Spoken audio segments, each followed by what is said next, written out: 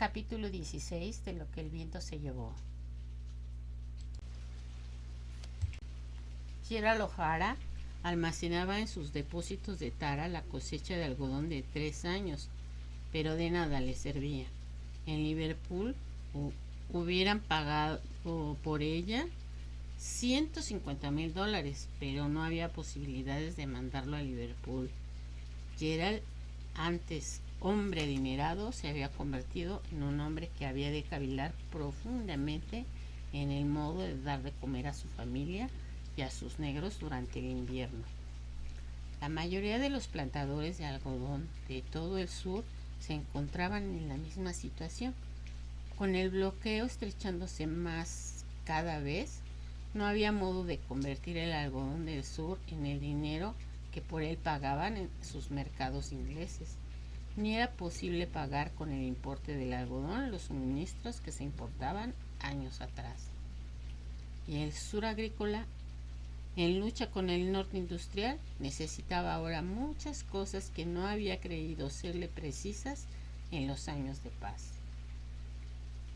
La situación era ideal para especuladores y ventajistas, y no faltaban gentes que procuraran enriquecerse a costa de tal estado de cosas.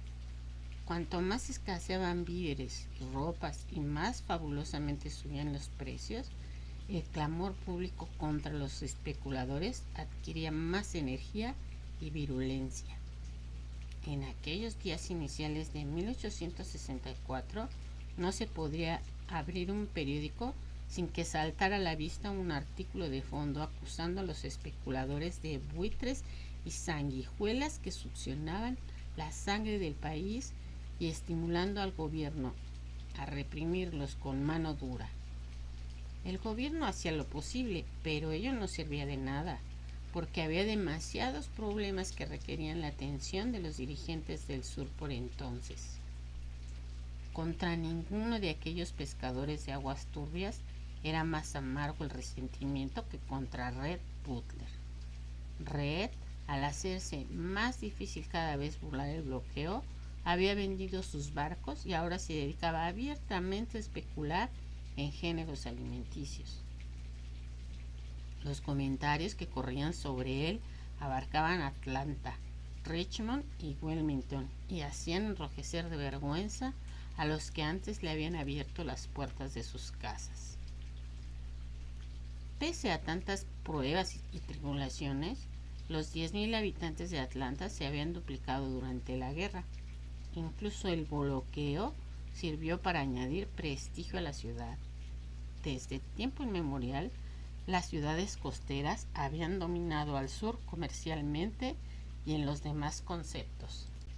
Pero ahora, cerrados los puertos y tomadas o sitiadas muchas de las ciudades del litoral, la salvación del sur dependía de sus propios recursos. Solo los productos del interior tenían importancia entonces, si era que el sur quería ganar la guerra y por lo tanto Atlanta era ahora el centro de todas las cosas.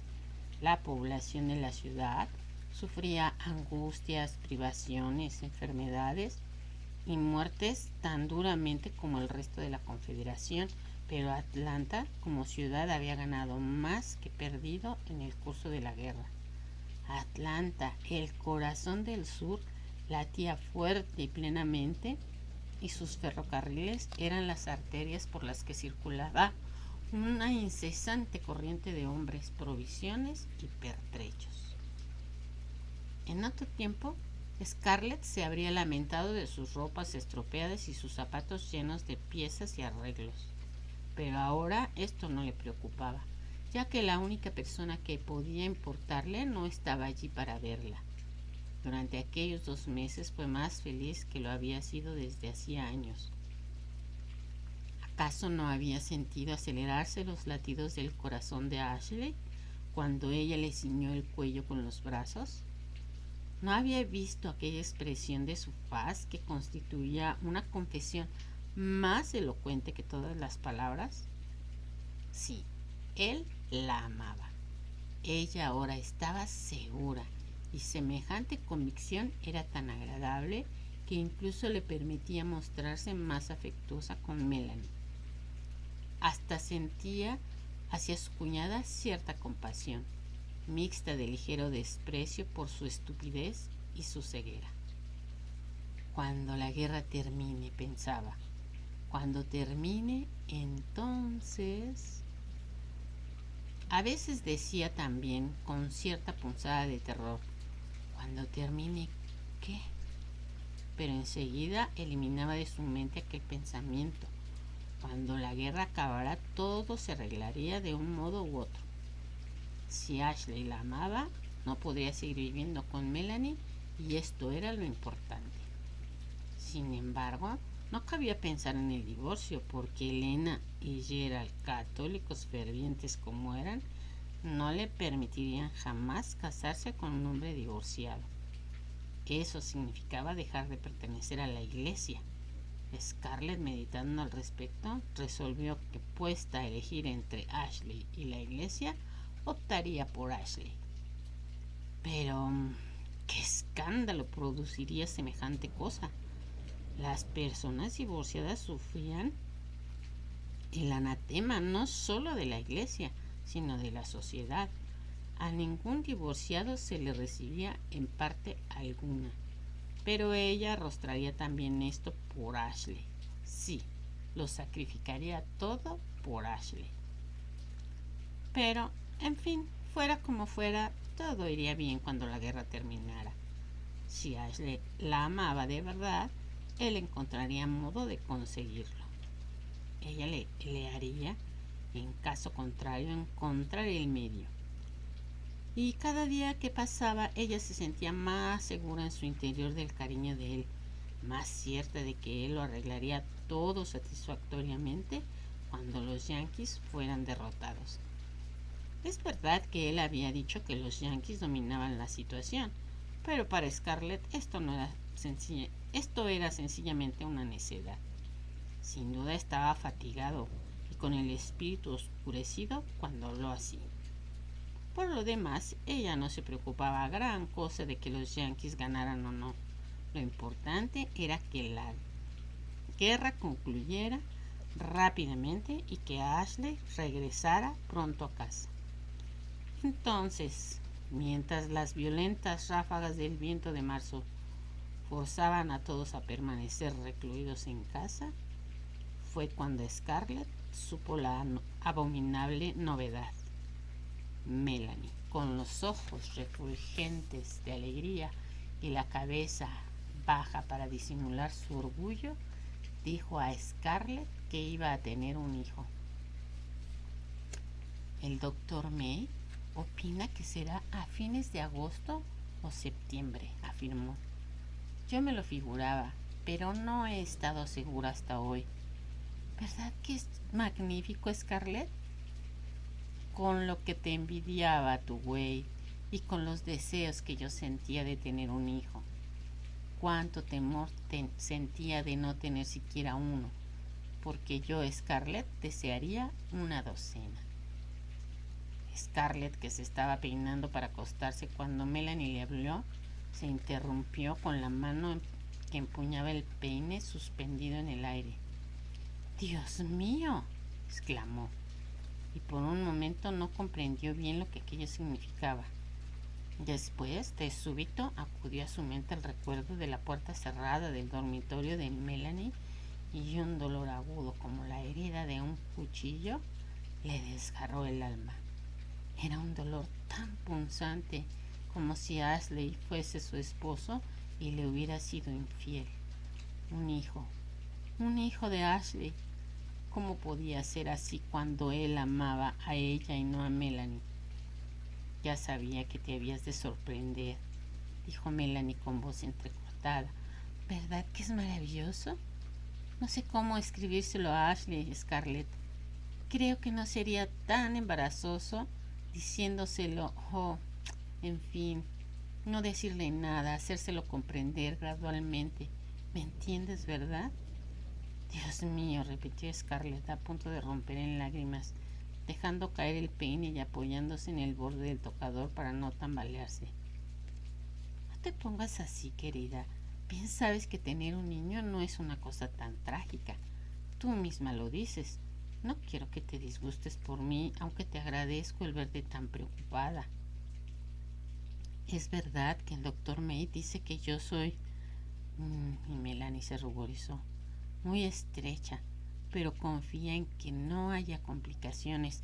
Y dime, Scarlett, ¿escribiste tú a Carlos cuando lo de Wade o lo hizo tu padre en tu nombre? Si yo tuviese una madre para que se encargara de ello, porque realmente no veo cómo... ¡Cállate!, gritó Scarlett violentamente. ¡Cállate! ¡Qué tonta soy, Scarlett! Lo siento. Claro, las personas felices somos siempre egoístas. Había olvidado a Carlos precisamente en el momento en que...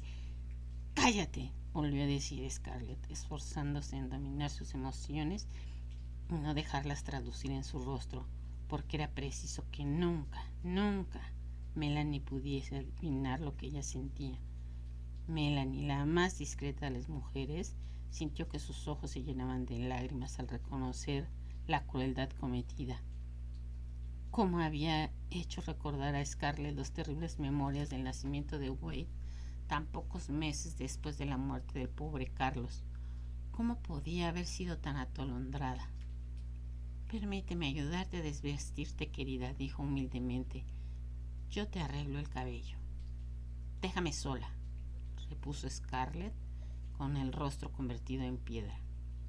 Melanie, deshecha en lágrimas de reproche hacia sí misma, salió precipitadamente de la alcoba, dejando a Scarlett con los ojos secos, sí, pero con su orgullo herido y sus celos como compañeros de lecho.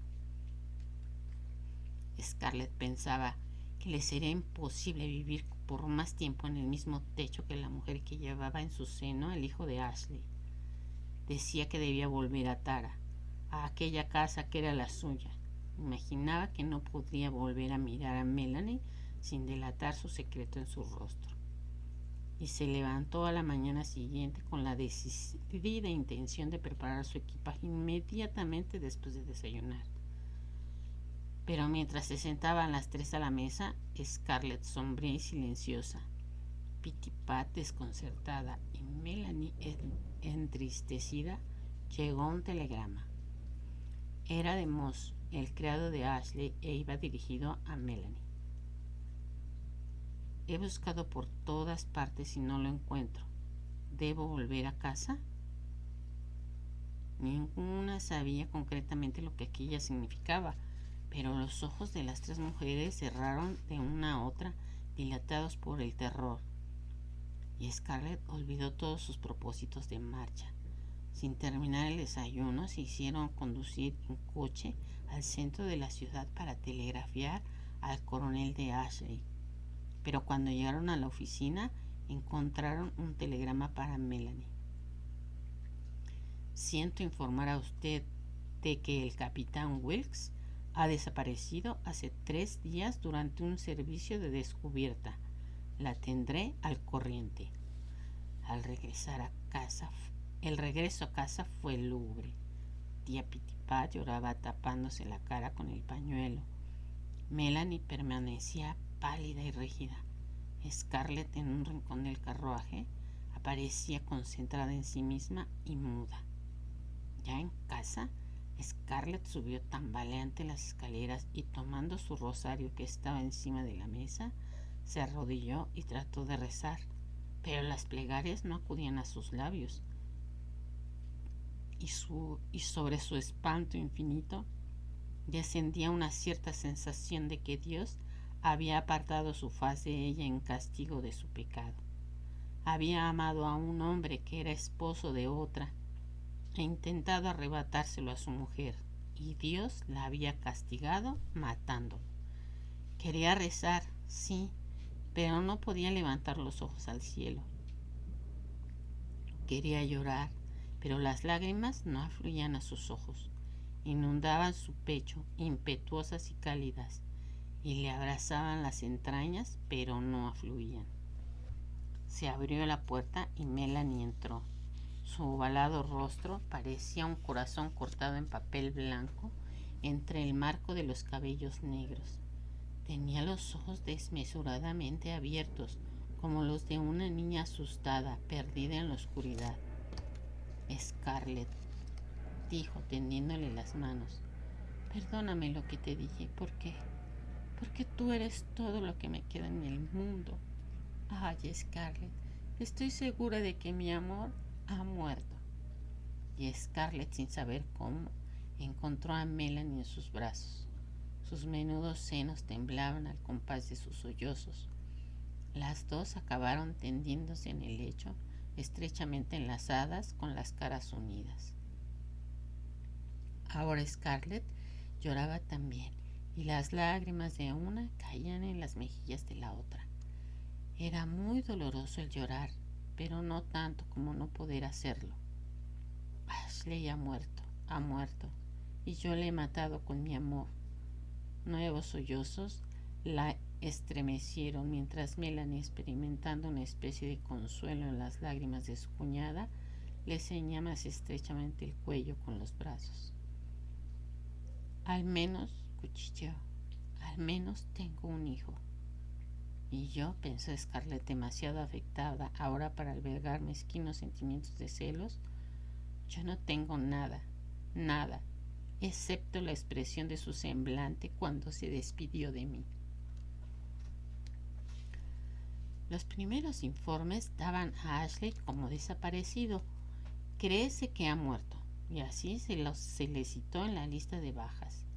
Melanie telegrafió al coronel Sloan una docena de veces y al fin llegó una carta de él, lleno de manifestaciones de simpatía, detallando que Ashley había salido de descubierta con un destacamento y no había regresado. Tenía noticias de una viva escaramuza en el interior de las líneas yanquis. Moss, loco de dolor, había arriesgado su vida para buscar el cuerpo de Ashley, pero no encontró nada. Melanie, ahora extrañamente calmada, le envió telegráficamente dinero e instrucciones para que regresara. Cuando en una nueva lista de bajas se leyó desaparecido, se cree que prisionero, la alegría y la esperanza reanimaron la casa entristecida. Costaba gran trabajo hacer que Melanie abandonara la oficina de telégrafos. Acudía además a la llegada de todos los trenes en espera de carta. A la sazón se sentía mal y su estado se manifestaba en muchas formas molestas, pero se negaba a seguir los consejos del doctor May, quien insistía en que guardara cama. Una energía febril la poseía, impidiéndole estar tranquila. Por las noches, Scarlett, ya en el lecho desde largo tiempo atrás, podía sentir el continuo pasar de Melanie por el cuarto contiguo. Una noche volvió a casa desde el centro de la ciudad, conducida por el atemorizado tío Pedro y sostenida por Red Butler. Melanie se había desmayado en la oficina de telégrafos y Red, que pasaba por allí, observó que la gente se aglomeraba. Se apresuró a escoltarla a su casa. La acompañó escaleras arriba hasta su dormitorio y mientras todos los de la casa alarmados preparaban ladrillos calientes, mantas y whisky, él la colocó sobre las almohadas del lecho. Señora Wilkes, preguntó bruscamente, va usted a tener un niño, ¿no? De no haberse sentido Melanie tan débil y abrumada y con el corazón abatido, hubiera quedado como petrificada al oír tal pregunta. Incluso con sus amigas le resultaba muy turbador mencionar su estado, y en cuanto a las visitas del doctor May, constituían un auténtico tormento para ella. Por lo tanto, una pregunta hecha por un hombre y más por Red Butler le resultaba inaudita. Pero ahora, débil y abandonada como se sentía, no supo hacer más que asentir. Y una vez hecho esto, la cosa no le pareció tan terrible, dado lo amable y solícito que se mostraba Red. Entonces debe usted tener más cuidado. Tanto andar agitada de un lado a otro y tantas inquietudes no pueden ser buenas para usted y podrían traer algún percance al niño. Si me lo permite, señora Wilkes, pondré en juego ciertas influencias que tengo en Washington a fin de saber algo de su marido. Si ha caído prisionero, figurará en las listas de los federales. Y si no, en fin, no hay nada peor que la incertidumbre. Pero necesito su promesa de cuidarse entre tanto. Si no, le juro por Dios que no me veré ni una mano. Es usted muy bueno, exclamó Melanie. ¿Cómo puede la gente decir de usted los horrores que dice? Y entonces, doblemente abrumada al reparar en su falta de tacto y al recordar lo horrible que era haber estado hablando con un hombre acerca de su estado, comenzó a llorar débilmente. Scarlett, que en aquel momento concluía de subir corriendo las escaleras con un ladrillo caliente envuelto en una franela, halló a Red acariciando la mano de su cuñada. Butler cumplió su palabra. Nunca supieron qué resortes había tocado, ni osaron preguntárselo, temiendo que ello implicara un reconocimiento de sus conexiones ocultas con los Yankees. Pasó un mes antes de que él llevara noticias que de momento le quitaron un peso de encima, pero que luego deslizaron en sus corazones una devoradora ansiedad. Ashley vivía, había sido herido y hecho prisionero, y los informes le daban por recluido en Rock Island, un campo de concentración de Illinois. En el primer arrebato de alegría, ellas no pensaron en nada, salvo que estaba vivo. Pero cuando comenzaron a recobrar la calma, se miraron unas a otras y exclamaron: «¡En Rock Island!», con el mismo tono de voz con que hubiesen podido decir «¡en el infierno!». Porque si Andersonville era un nombre que sobresaltaba el corazón de los del norte, Rock Island ponía pavor en el alma de los sudistas que tenían un allegado prisionero allí.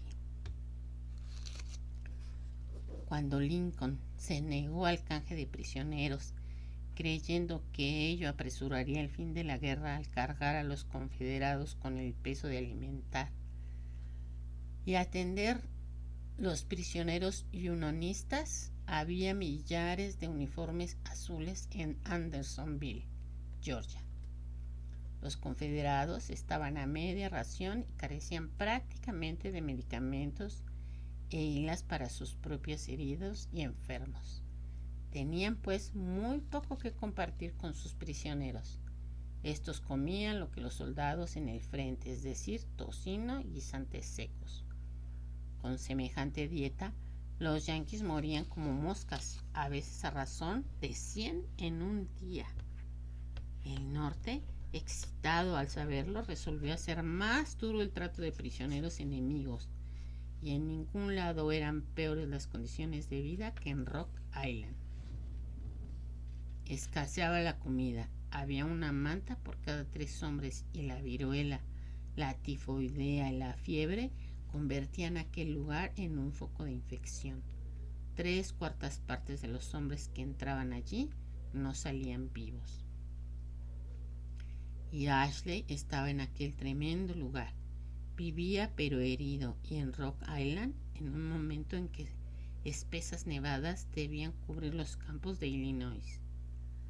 ¿Habría muerto de su herida después de que las noticias sobre su paradero fueran enviadas a Red Butler? ¿Habría caído víctima de la viruela?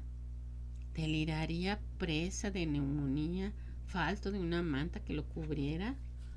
Oh, Capitán Butler, ¿no habría algún modo de que usted emplease su influencia para que lo canjearan?, exclamó Melanie.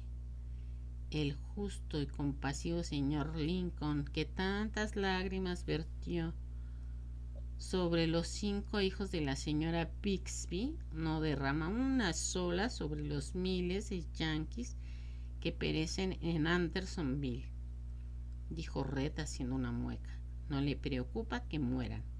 La orden es rigurosa. Nada de canje de prisioneros. No se lo había dicho antes, señora Wilkes, pero su marido ha tenido una posibilidad de quedar libre y la ha rechazado. Es imposible, exclamó Melanie incrédula. No, no lo es. Los yanquis están reclutando hombres para hacer el servicio fronterizo en las regiones donde hay lucha contra los indios y los reclutan entre los prisioneros confederados. Todo prisionero que presta juramento y se alista para el servicio contra los indios queda en libertad y es enviado al oeste, pero su marido ha rehusado. ¿Cómo no lo ha hecho?, gritó Scarlett. ¿Por qué no prestó juramento y luego desertó y volvió con nosotros una vez fuera de prisión? La menuda Melanie se convirtió súbitamente en una furia. ¿Cómo se te ocurre siquiera sugerir que él hiciera semejante cosa? Traicionar a la Confederación para prestar ese vil juramento y luego traicionar la palabra dada a los yanquis. Preferiría oír que había muerto en Rock Island a saber que había prestado un juramento así. Si él muere en el cautiverio, yo me sentiré orgullosa de él. Pero si hubiera jurado, yo no le miraría más a la cara. Nunca. Claro que ha rehusado, naturalmente. Cuando Scarlett acompañó a Red hasta la puerta, le preguntó indignada: si estuviera usted en el lugar de Ashley, ¿no habría prestado ese juramento a los yanquis para no morir en ese sitio y luego desertado? Desde luego, convino Red, brillantes sus dientes bajo el bigote. Entonces, ¿por qué Ashley no había de hacer lo mismo? Porque es un caballero, dijo Red. Y Scarlett quedó maravillada de cuánto cinismo y desprecio podía ponerse en una expresión tan honrosa. Fin del capítulo.